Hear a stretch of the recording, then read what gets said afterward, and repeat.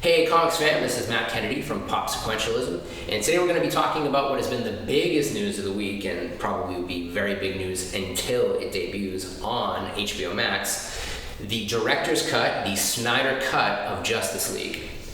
Justice League is one of the few members of the $1 billion club that most people who saw it don't like. There are few films that have made more than $1 billion worldwide that are really kind of heavily disliked by the fan base that made the $1 billion movies. And Justice League is absolutely the king of that particular crop of films.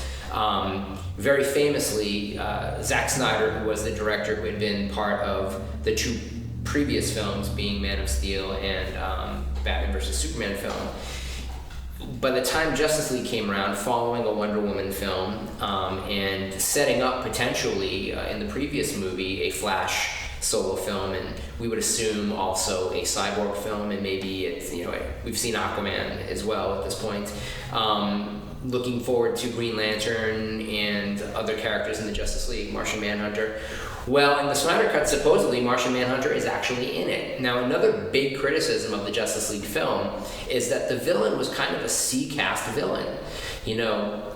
A lot of people were expecting, based on the final scene of Batman vs. Superman, when Lex Luthor, about to go into an institution, Arkham Asylum, says he's coming, we've made this sound and he heard it, and we know that he's talking about Darkseid. Darkseid, sometimes called Darkseid, depending upon who you talk to in comicdom, is the big baddie of the DC universe. Thanos times 10, the enemy of light.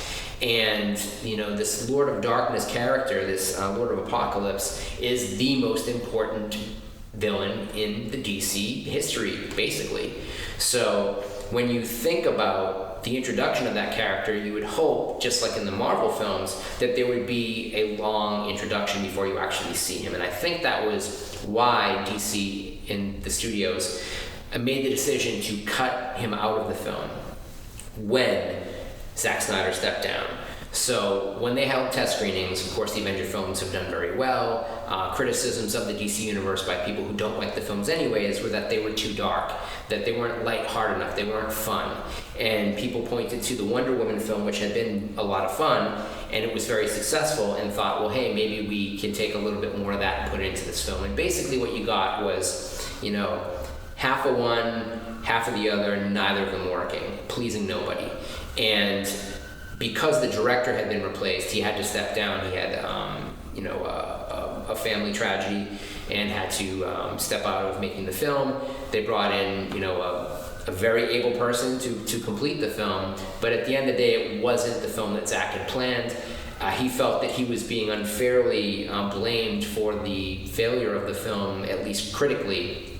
Hard to call a $1 billion film unsuccessful or a failure, but they probably spent about $300 million marketing it, and it cost probably $500 million to make. So did they make any money? I don't know. They're banking on that film generating enough interest to maintain the DC universe as an ongoing concern, as a franchise. And certainly they have their television shows, just like Marvel does. They've got their own network with the DC app, and there's a lot invested in this. But for those of us who are looking forward to seeing what we expected to see, this unveiling, which was basically caused by a fan outcry to demand to see the Snyder Cut, is happening. It's going to HBO Max. I'm sure that all of the early subscriptions to the HBO Max service are being motivated by this news that Justice League is going to debut there. We have no idea if it's going to appear on a Blu-ray or a 4K at any point, but we do know that it will be streaming in 4K and debuting on the HBO app.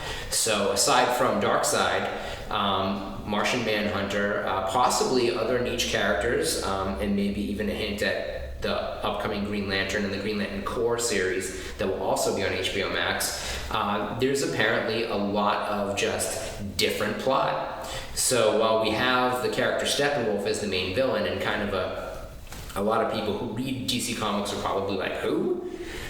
He is part of the Apocalypse story. He's the uncle of Darkseid, and really not very important in most people's ideas of comics. So we'll be getting a whole new view. We'll be getting a completely different story. People are hoping we're going to get the black Superman costume. And it's apparently, he's been given somewhere between $30 and $40 million to piece back the crew to be able to get reshoots, to get Ben Affleck back on set in a Batman costume, even though they're already shooting another Batman film without him, to have the same editors and special effects people, to have the same set designers and set decorators, to be able to reconstruct the same environment so that the shots will match. Now, all this stuff was mapped out in continuity drawings, and a lot of it was, some of it was even looped and recorded. So piecing it all together isn't as simple as it sounds. You have to match many different levels of special effects with sound design, with lighting, with costuming. These actors don't necessarily look exactly the same as they did then, so there's going to be special effects going back into making sure that everything matches. Hair, shaving, all that stuff. This is the number one stuff you see on IMDb when you see gaffes, are like these little errors. Sometimes you see, bottles of water in the background of Game of Thrones. Well, there's going to be a lot of money behind this to make sure that it's basically the budget of another film to fix this other film. Will it change our opinions?